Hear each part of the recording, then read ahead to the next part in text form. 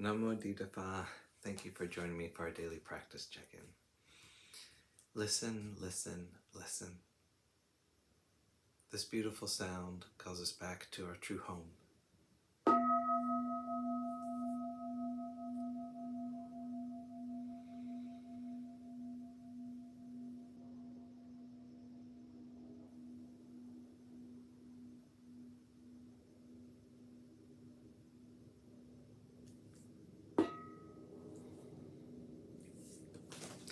The first mindfulness training.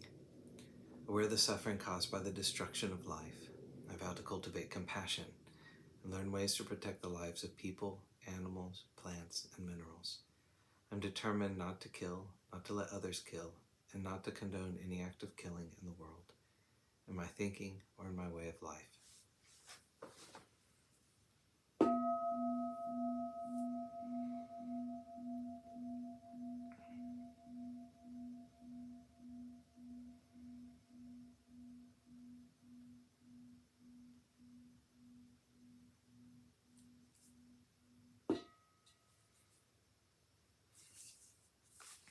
We've been reading Beginning Our Day, Volume 2 by the monastics of Abhayagiri Monastery.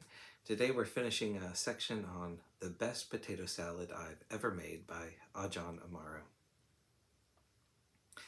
Similarly, we may judge the people around us and think that they are being greedy, aggressive, or selfish because of something we perceive they are doing. Later we might find out that they weren't being greedy, aggressive, or selfish. They were actually doing something that was helpful or for somebody else. It's merely my perception, my interpretation of a particular act, my presumption, my guesswork, or what I read into it. When we see our assumptions clearly and find out that we were wrong about someone's motive, the framework of anicca can provide a quality of spaciousness and freedom for ourselves. The perception of anicca loosens the boundaries and obstructions we continually create through thinking, presumptions, opinions, judgments, expectations, and plans. We can learn to hold material objects, thoughts, feelings, and actions in the context of uncertainty. This judgment is uncertain. This activity is uncertain. When perceiving in this way, the heart is completely ready and open for the changes that can and often do occur. If things go in a fortunate way, then we feel the pleasure of that. If they go in an unfortunate way, then we feel the painfulness of it. Ajahn Chah would say that clinging to happiness is just as bad as clinging to unhappiness. It's like trying to take hold of the tail of the snake rather than the head.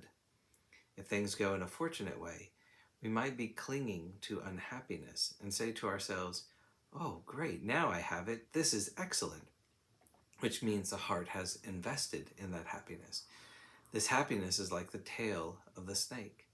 Even if we grasp the harmless tail, it's not very long before the head whips around and bites us. For example, if we've been preparing the meal, we might think, "Oh, great. This is the best potato salad I've ever made. It's really good. I'm really pleased with this." Then someone comes along, takes a mouthful and says, "Is it supposed to taste like this?" The anger or misery we feel is exactly proportional to the degree we had invested our happiness in the potato salad being just right, pleasing, and good.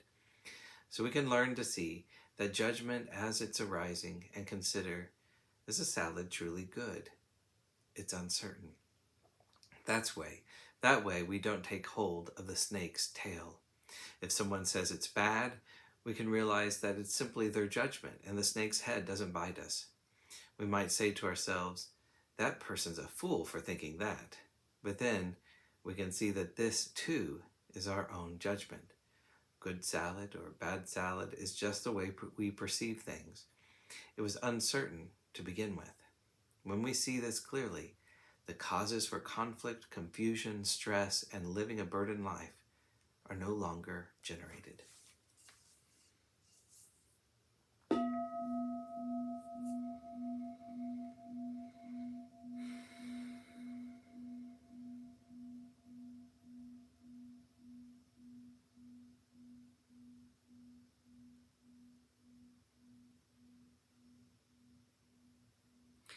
all beings be well. May all beings be happy. May all beings be at peace. Namo Adida Phat.